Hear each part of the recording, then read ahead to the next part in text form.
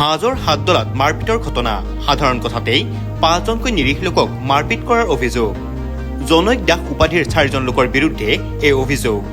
ঘটনাক কেন্দ্ৰ কৰি ভুক্তভোগীয়ে হাজো থানাত দাখিল কৰিছে এজাহাৰ। ঘটনা সন্দৰ্ভত হাজো আৰক্ষীয়ে পৰৱৰ্তী সময়ত কি পদক্ষেপ গ্ৰহণ কৰে সেয়া সময়তে হ'ব লক্ষণীয় বিষয়।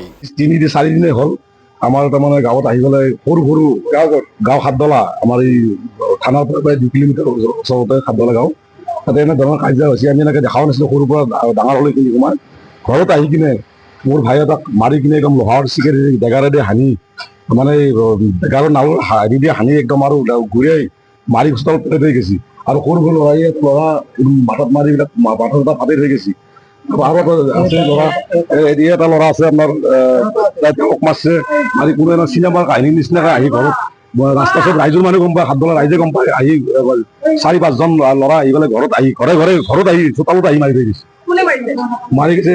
এটা আছে নাম শুভংকৰ, এটা শুভংকৰ দাস, মুকুতা দাস, আকাশ দাস আছে, মণিকৰ দাস।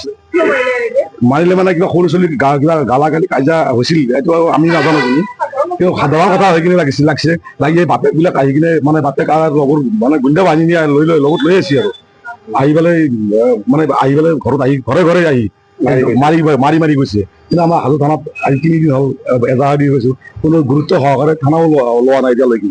তাৰে কাৰণে আমি জনাইছো আপোনালোককো যে আপোনালোকে সেইবিলাক সহায় কৰি দিয়ে জানো।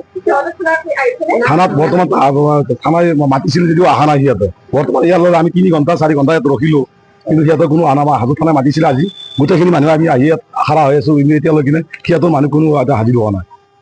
থানা একো গুৰুত্ব সহকাৰে লোৱা নাই। এতিয়া কি বিচাৰে? এতিয়া আমাক নিয়ে লাগে আৰু বিনা দুখত একদম ল'ৰা মাৰি ধৰি ধুনীয়া কৰি থৈ দিছে। স্কুল কলেজ যাব লাগে, যাব পৰা নাই, মেডিকেল কৰিব লাগে, এইবিলাক কৰিব লাগে। মাৰিব এতিয়া ৰাস্তা ওলাব নোৱাৰো আমি। এতিয়া আমাকো এতিয়া কৈছে গুৱাহাটীৰ গোটেইখিনি মানুহবোৰে মাৰি দিম, যদি এইগিলাখান থানাত যোৱা যদি ভাবুকি দি আছে সিহঁতে। News desk report, news any 365।